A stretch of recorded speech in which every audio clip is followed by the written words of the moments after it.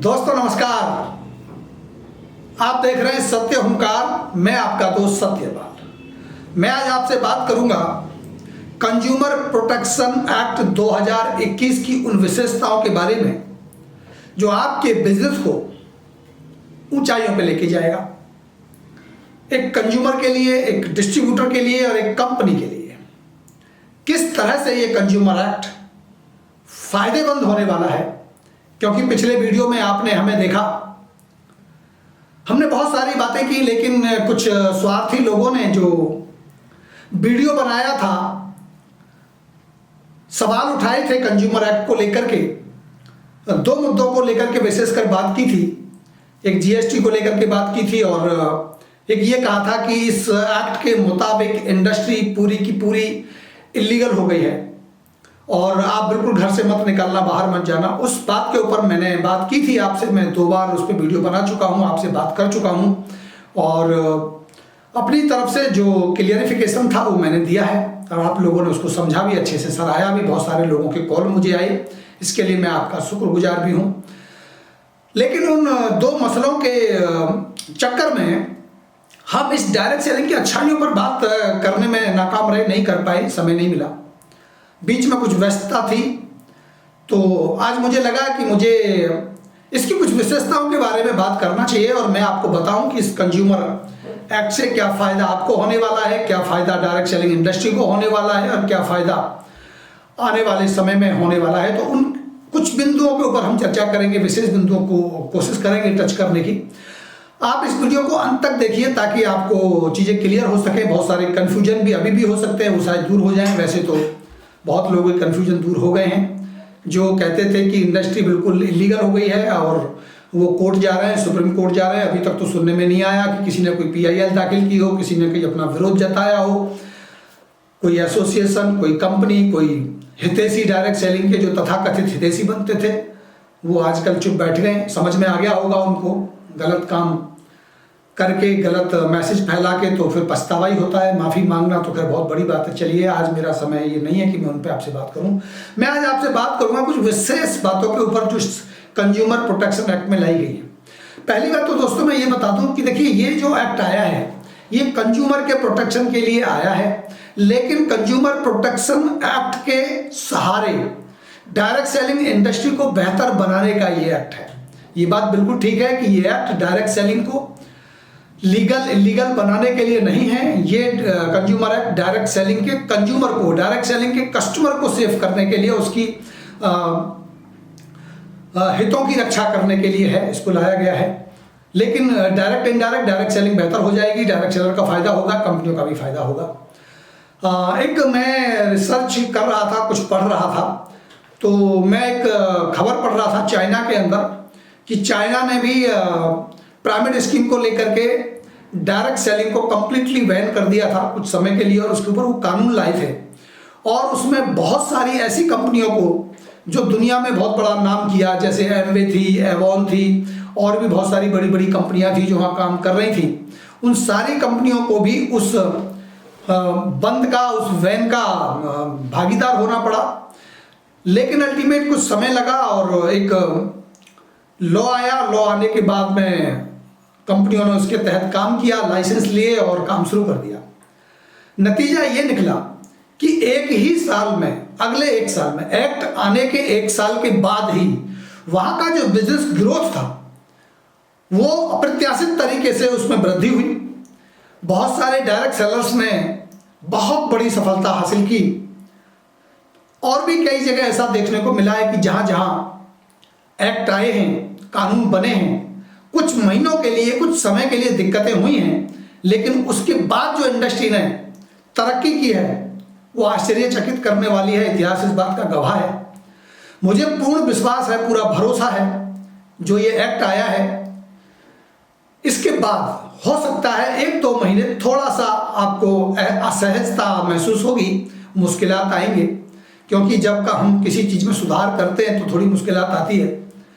लेकिन उसके बाद जो रिजल्ट आएंगे वो वाकई उत्साहित और आश्चर्यचकित करने वाले होंगे। भरोसा रखिए, मेरा ऐसा उम्मीद है मेरी कि डायरेक्ट सेलिंग एकदम से यू टर्न लेकर के आगे बढ़ने वाली है। तो आइए दोस्तों, मैं सबसे पहले बात कर लेता हूं कुछ ऐसे मुद्दों के ऊपर। सबसे पहले इसको देखते हैं। आप देखिएगा, मैं कंप्यूटर पर देख रहा हूं, आप इधर देखिए, आपको दिखाई देगा। जैसा कि मैंने बार बार कहा है कि ये जो एक्ट आया है, क्लियर लिखा है कि इसका नाम कंज्यूमर प्रोटेक्शन रूल है, कंज्यूमर प्रोटेक्शन के लिए आया है। डायरेक्ट सेलिंग लीगल है, अनलीगल है, उसका प्लान क्या होगा, ये होगा, वो होगा, टैक्स में जीएसटी किसको लेना पड़ेगा, नहीं लेना पड़ेगा, ये बेकार की बातों से कंफ्यूजन पैदा करने की लोगों ने कोशिश की। चलिए मैं उस पर थोड़ा आऊंगा नीचे। एप्लीकेबल किस पे होगा, किसके ऊपर लागू होगा, किन किन कस्टमर के लिए। डायरेक्ट सेलिंग दोस्तों एक ही मॉडल डायरेक्ट सेलिंग का नहीं है, इसको आप समझ लीजिए। डायरेक्ट सेलिंग का मतलब नेटवर्क के थ्रू जो डायरेक्ट सेलिंग हो रही है, जिसमें आप और हम हैं, ये भी डायरेक्ट सेलिंग है। जो लोग फैक्ट्रियों से डायरेक्ट डोर टू डोर माल बेच रहे हैं, अमेजोन के माध्यम से, ई कॉमर्स के माध्यम से, दूसरे प्लेटफॉर्म के माध्यम से जो लोग डायरेक्ट रिटेल कर रहे हैं, डायरेक्ट माल बेच रहे हैं, वो भी डायरेक्ट सेलिंग में ही आता है।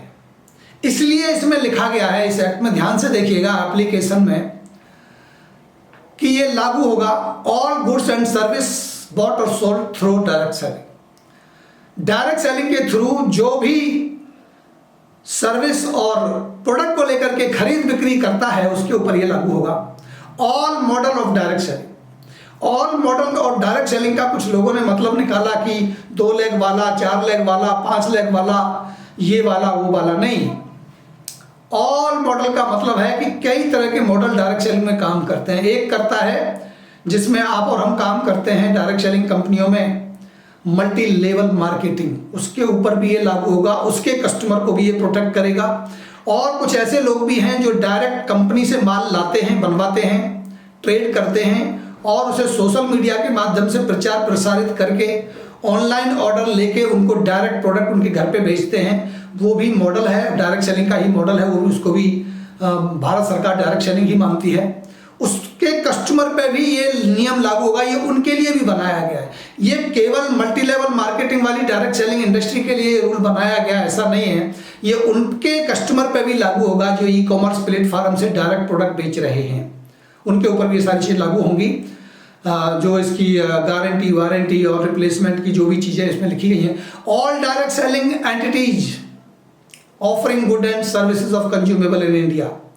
जो ऐसी कंपनियां हैं जो रहती तो विदेश में हैं, जिनके हेड ऑफिस बाहर हैं, लेकिन वो प्रोडक्ट इंडिया में बेचते हैं through of network direct selling या through of e commerce platform, उनके ऊपर भी इसके रूल लागू होंगे जो होंगे। अब वहाँ डायरेक्ट सेलर नहीं होता है कोई, तो डायरेक्ट सेलर वाला रूल नहीं लागू होगा। लेकिन जो कंज्यूमर प्रोटेक्शन में जो कंज्यूमर से संबंधित आएंगे कि भाई उसका रिप्लेसमेंट कैसे लेना है, गारंटी कैसे देनी है, प्रोडक्ट को पहुंचने की जिम्मेदारी कैसे लेनी है, उसकी मनी बैक गारंटी कैसे देनी है, इस तरह की जो चीज़ें हैं वो उन पर भी लागू होंगी। All for fair trade practice across all model of direct selling. Direct selling में जितने भी मॉडल, जिस तरह से भी कोई पैसा बांट रहा है, इन सारी चीज़ों के ऊपर ये लागू होगा, ये इस बात को बताता है। इसके बाद डेफिनेशंस लिखी गई हैं। डेफिनेशंस का मतलब है कि भाई एक्ट किसे कहते हैं, वो लिखा गया है। कूलिंग पीरियड किसको कहा जाता है, उसके बारे में बताया गया है। डायरेक्ट सेलिंग एंटिटी किसे कहते हैं, इसके बारे में बताया गया। मनी सर्कुलेशन स्कीम किसे कहा जाता है, उसके बारे में लिखा गया है। और इसी में अगर मैं अगले उस पर जाऊँ, तो अगले पेज पे, तो ध्यान दीजिएगा। इसके बाद में इसमें उसकी भी डेफिनेशन दी गई है। ये देखिए, मिस सेलिंग किसको कहते हैं, मिस सेलिंग किसे माना जाएगा, प्रोस्पेक्ट क्या होता है, उसके बारे में दिया गया है। पिरामिड स्कीम की डेफिनेशन दी गई है। पिरामिड स्कीम क्या होती है वो डेफिनेशन दी गई है। कौन कंपनी इससे छूट पाएगी, नहीं पाएगी, वो अलग इशू है, वो गाइडलाइन में ऑलरेडी दिया गया है। इसी को लेकर लोगों ने मुद्दा बना के फालतू की कंफ्यूजन क्रिएट करने की कोशिश की थी। वो गाइडलाइन आज भी एग्जिस्ट करती है।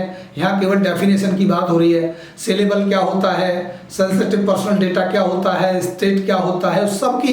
अब बताइए, स्टेट की डेफिनेशन भी दी गई है इसमें। स्टेट की दुनिया जानती है, सब जानते हैं स्टेट का मतलब क्या होता है। लेकिन इसमें भी लोग सवाल कर देंगे, भाई ये क्यों डाल दिया, स्टेट का मतलब ये होता है, ना जाने। चलिए, उस पर मैंडेटरी मेंटेनेंस ऑफ रिकॉर्ड्स के बारे में भी डेफिनेशन दी गई है। तो इसमें बहुत सारी डेफिनेशंस दी गई हैं। इसमें हमारे मतलब का ज़्यादा समझने का कोई ऐसा है नहीं। और कौन कौन से डॉक्यूमेंट होंगे इसमें वो भी दिए गए हैं। Obligations of direct selling entity. अब यहाँ से थोड़ा सा शुरू करेंगे 5 नंबर से कि डायरेक्ट सेलिंग कंपनियों की क्या जिम्मेदारियां हैं, कि उन्हें क्या क्या करना चाहिए, क्या क्या वो करेंगी। तो इसमें कॉमन चीज़ों को अगर हम देखें तो सबसे पहले तो ये कहा गया कि कोई भी कंपनी वो इनकॉर्पोरेट होनी चाहिए, वो पीपीएल में अपना रजिस्ट्रेशन कराएगी या वो पार्टनरशिप में रजिस्ट्रेशन कराएगी। जो लीगल तरीका भारत में पहले से ही लागू है, लॉ के अकॉर्डिंग 2003 वाला लॉ उस पर लागू होता है तो उसके मुताबिक, 1932 वाला होता है तो उसके मुताबिक, 2008 वाला होता है तो उसके मुताबिक उन्होंने अपने रजिस्ट्रेशन प्रॉपर वे में कराने होंगे। और उसके बाद में मिनिमम एक ऑफिस उनका इंडिया में कहीं भी फिजिकल तौर पे होना चाहिए। पहले क्या होता था कि लोग घर से बिजनेस चला रहे हैं या विदेशी कंपनियां हैं जो है काम कर रही हैं इंडिया में डायरेक्ट सेलिंग का, ई कॉमर्स के माध्यम से या नेटवर्क के माध्यम से, लेकिन उन्होंने आपका ऑफिस ही नहीं बनाए। सब कुछ ऑनलाइन पोर्टल चल रहा है, सब कुछ ऑनलाइन पे ही हो रहा है, ऐप के माध्यम से हो रहा है। तो ये कंपलसरी होगा, उनको यहाँ ऑफिस अब खोलना ही होगा, बिना ऑफिस के नहीं कर सकते। सेल्फ डिक्लेरेशन देना होगा कि मैं कोई चिट फंड कंपनी में या कोई मनी सर्कुलेशन में शामिल नहीं हूँ, ऐसा एक लेटर देना होगा। और इस सारे उसको अपने उस पर मेंटेन करना होगा, अपनी वेबसाइट वगैरह पे भी इसको डालना होगा। ये उसके लिए हिदायत दी गई है। वेबसाइट के ऊपर सारे डॉक्यूमेंट डिक्लेरेशन सहित जो आपकी प्लान है, प्लान के पेपर हैं, आपका पैन कार्ड है, आपकी बैलेंस शीट है, ये वो जितना भी डेटा है सारा आपको पब्लिश करना होगा। कुछ भी चीज़ आप छुपा के नहीं रख सकते। तो इस तरह की बातें कंपनी के लिए, जो डायरेक्ट सेलिंग कंपनियां हैं उनके लिए लिखा गया है, उनके लिए ये काम करने होंगे। वैसे भी पहले से भी वो करती थी, बट अब और करेंगी। जो रह गया था कुछ, उसके बाद कुछ और पॉइंटों पे बात करते हैं, है ना। On hold of licensing, trademark वगैरह, अगर कोई प्रोडक्ट वो बेच रहे हैं, अपने नाम से ट्रेड करवा रहे हैं या कोई प्रोडक्ट का नाम उन्होंने खुद का रखा हुआ तो उसका ट्रेडमार्क लाइसेंस वगैरह जितने भी हैं जो नेसेसरी हैं उनको सबको रखना होगा। जैसे जीएसटी भी हो गया या एफएसएसआई हो गया या जो भी लाइसेंस है, सर्विस टैक्स वगैरह, सेल टैक्स वगैरह, ये सब कुछ आपके होने चाहिए, उनको वेबसाइट पे भी डालना होगा। और सेल टैक्स और पैन नंबर वगैरह ये सब आपको लेना होगा। कंपनी की मैं भी बात कर रहा हूँ, अगर एप्लीकेबल उस पर होता है लॉ के मुताबिक, एज पर लॉ, जो डायरेक्ट जीएसटी का जो लॉ कहता है उसके मुताबिक वो सारे लाइसेंस लेने होंगे, जो लेती हैं, पहले से भी लेती हैं कंपनियों को, नई बात नहीं है, बट इसमें भी प्रावधान दिया गया, लेना होगा। और information provided by the website के ऊपर सर्टिफिकेट सहित आपको कंपनी सेक्रेटरी के सिग्नेचरी के साथ वो सारा आपको डालना होगा, ये सब रखना होगा। और रिटन कॉन्ट्रैक्ट करना होगा डायरेक्ट सेलर के साथ। पहले भी होता था, पहले भी जब हम कोई कंपनी ज्वाइन करते थे डायरेक्ट सेलर, तो वो क्या करते थे, टिक लगाते थे कि भाई आपने टिक लगा दिया, आपको ये कंडीशन मंजूर है। तो मुझे ऐसा लगता है यहाँ थोड़ा सा चेंज आने की संभावना है। पहले एक तरफा होता था, कंपनी ने अपने रूल बना लिए और आपने सीधा टिक लगा दिया बिना पढ़े और हो गया आपका एग्रीमेंट। तो आपको भी चाहिए थोड़ा कि उसे पढ़ें। अगर कंपनी ऐसा कोई हाइड करके और टिक लगवा रही है तो उसको आप ना करें, आगे से पूरा पढ़ लें, पहले समझ लें। हिंदी इंग्लिश में प्रोवाइड कराना होगा, उसको आप पूरा पढ़ें, समझें, उसकी एक कॉपी भी अपने पास रखें और उसके बाद ही फिर आप उसके साथ कंपनी को ज्वाइन करें। हर एक डायरेक्ट सेलिंग कंपनी अपनी सारी जानकारी सही तरीके से, पूरी इंफॉर्मेशन वेबसाइट पे क्लियरली डालेगी, ये उसके लिए बोला गया है। और रजिस्टर्ड नेम करेगी, डायरेक्ट सेलिंग एंटिटी का जो नाम है वो रजिस्टर्ड होना चाहिए। ये हिदायतें हैं डायरेक्ट सेलिंग कंपनियों के लिए। रजिस्टर्ड एड्रेस डायरेक्ट सेलिंग का होना ही चाहिए, ब्रांचेज होनी चाहिए, वो सारा वेबसाइट पे डालना होगा। पहले शिकायतों का कोई भी ट्रैकिंग नहीं होता था, कोई सुनने वाला नहीं है। अब कंपनियों को एक ऐसा तरीका अपनाना पड़ेगा कि जब आप कंपनी में अगर कोई शिकायत भेजेंगे किसी प्रॉब्लम को लेकर के, उसको ट्रैक करने का प्रावधान भी होगा। उसे टोकन टिकट नंबर भी आपको दिया जाएगा कि आपकी कंप्लेंट को रजिस्टर कर लिया गया है। और इसमें आपको ये नंबर दिया जाता है, 24 से 48 घंटे के अंदर उसे रजिस्टर्ड करना होगा। और 30 दिन का टाइम है, नीचे कहीं दिया गया है, आएगा अभी हमारे सामने। 30 दिन में उसकी क्वारी को क्लियर करना होगा। अगर ऐसा हुआ कि वो नहीं कर पा रही है कंपनी, तो उसकी सुनवाई होगी और हो सकता है डायरेक्ट सेलर या कंज्यूमर को उन्हें हर्जाना भी देना पड़े। उसके लिए उनको जो उनका खर्चा हुआ या जो भी उचित होगा वो उसे देना पड़ सकता है। तो अब आपकी शिकायत यूं ही बंडल बन के नहीं पड़ी रहेगी, सुनवाई होगी आपकी। एक कंज्यूमर की भी होगी और एक डायरेक्ट सेलर की भी होगी। ये हिदायतें हैं कंपनियों के लिए कि वो इसका प्रावधान रखें, कि वो इसे रजिस्टर्ड करें, और इसे सरकार की एक बॉडी बनेगी, DPIIT हर राज्य में भी होगी, वो भी मॉनिटर करेगी। अगर आपने कहीं शिकायत दी है, कंपनी आपकी नहीं सुन रही है, तो फिर आप DPIIT को भी कंप्लेंट दे सकते हैं, सरकार को भी कंप्लेंट दे सकते हैं। संभावना है कि एक कंज्यूमर हेल्पलाइन नंबर भी सरकार की तरफ से डायरेक्ट सेलिंग कंज्यूमर के लिए दिया जाएगा, उस पर भी आप कंप्लेंट रजिस्टर कर सकेंगे। तो अब यूं ही किसी के हकों को मारा नहीं जाएगा। इस तरह की हिदायतें कंपनी को दी गई, जो बहुत बड़ी बात है। अगर ये हो रहा है, क्योंकि हो चुका है, अब ये हो चुका है, और ये जब हो जाएगा तो यकीनन इस इंडस्ट्री के अंदर एकदम से बहुत सारे बदलाव आएंगे और पॉजिटिविटी की तरफ अब ये इंडस्ट्री बढ़ेगी। और रिटर्न, रिफंड और एक्सचेंज, वारंटी, गारंटी, डिलीवरी की शिपमेंट कब पहुंचेगी, कब सामान आपको मिलेगा, संभावित डेट तक आपको दी जाएगी, मॉडल ऑफ पेमेंट क्या है, किस तरह से पैसा लिया जाएगा, ग्रीवेंसेस रिड्रेसल मैकेनिज्म पूरा का पूरा सही से आपको समझाया भी जाएगा और आपको प्रोवाइड भी कराया जाएगा। आपके पैसे कट गए, आपका ऑर्डर नहीं लगा, आपके पैसे फंस गए, इस सारी रेस्पॉन्सिबिलिटी कंपनी की होगी। इसके लिए हिदायतें दी गई हैं कंपनी को।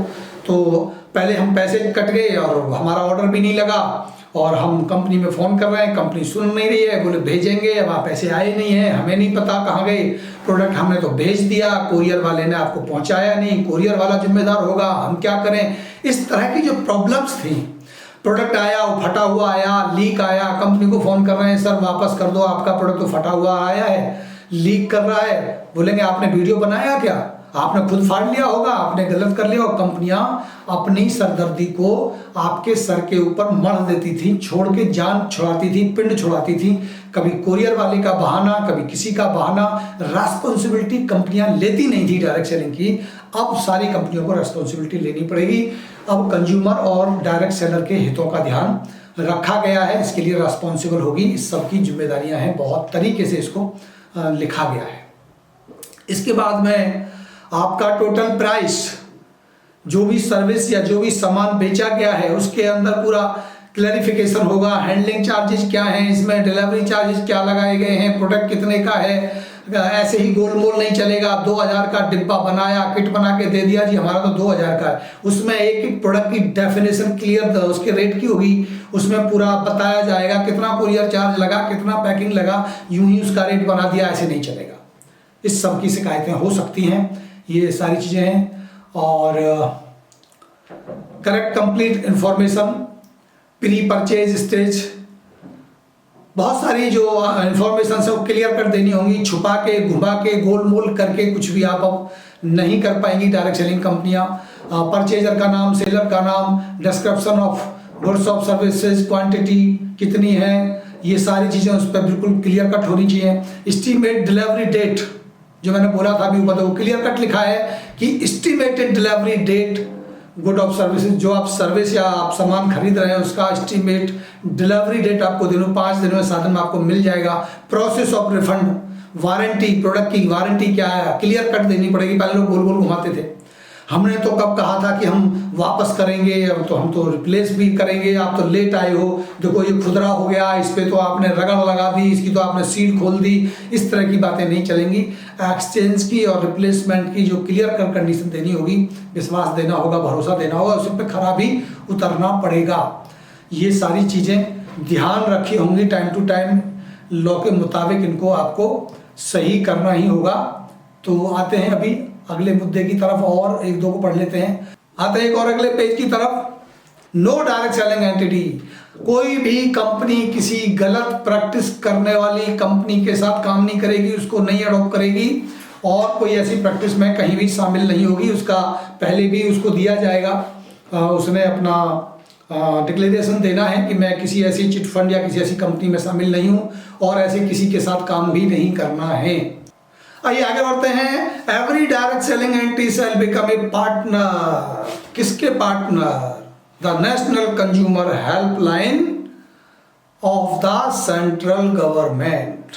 जो मैं कह रहा था, बड़ा क्लियर कट लिखा है कि consumer helpline by central government, Bharat सरकार के द्वारा कंज्यूमर हेल्पलाइन नंबर जो दिया गया है, पहले भी दिया गया है जागो ग्राहक जागो के लिए, या तो उसी के साथ कनेक्टेड करेंगे या एक और हेल्पलाइन नंबर अलग से देंगे। उसके साथ प्रत्येक एक डायरेक्ट सेलिंग कंपनी को उसके साथ DPIIT के माध्यम से कनेक्टेड किया जाएगा। आप अपने घर से, अगर आपकी कंपनी आपकी बात नहीं सुन रही है, तो आप हेल्पलाइन नंबर पे कॉल करके उनकी शिकायत को रजिस्टर्ड करा सकते हैं। ये भी एक माध्यम दिया गया है प्रत्येक एक डायरेक्ट सेलर को भी और एक कंज्यूमर को भी, क्योंकि डायरेक्ट सेलर भी डायरेक्ट सेलिंग एंटिटी का, कंपनी का एक तरह का कंज्यूमर ही है।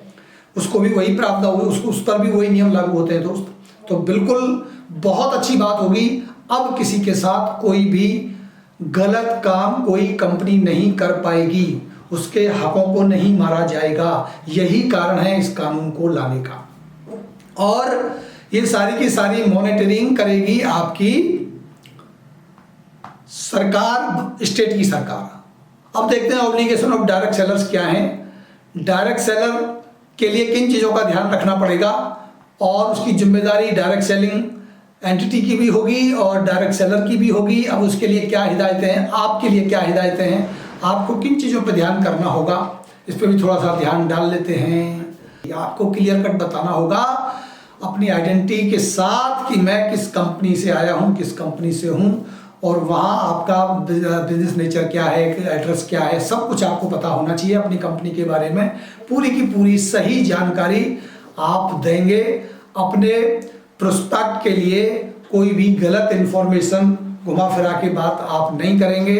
आपको पता होना चाहिए आप किस कंपनी से हैं, उसका एड्रेस क्या है, सारी नॉलेज आपको प्रॉपर होनी ही चाहिए। एक्यूरेट और कंप्लीट इंफॉर्मेशन ही आप अपने प्रोस्पेक्ट को दे सकेंगे। इनकम्प्लीट इंफॉर्मेशन आप ना दें। कोई भी आप डेमो दिखाते समय इस चीज का ध्यान रखेंगे, चाहे आप किसी प्रोडक्ट की या सर्विस का, जैसे पहले डेमो दिखाता था थर्मोकोल, बहुत सारे गला डाले लोगों ने ओमेगा 3 से, कि जिस तरह से थर्मोकोल गल जाता है इसी तरह से आपकी बॉडी से चर्बी गला के ये प्रोडक्ट हमारा निकाल देगा, कैंसर ठीक कर देगा, घुटने ठीक कर देगा, आप बीमारी से बच जाएंगे, आपको बहुत पैसे बचेंगे आपके। ये सब आप अब नहीं करेंगे।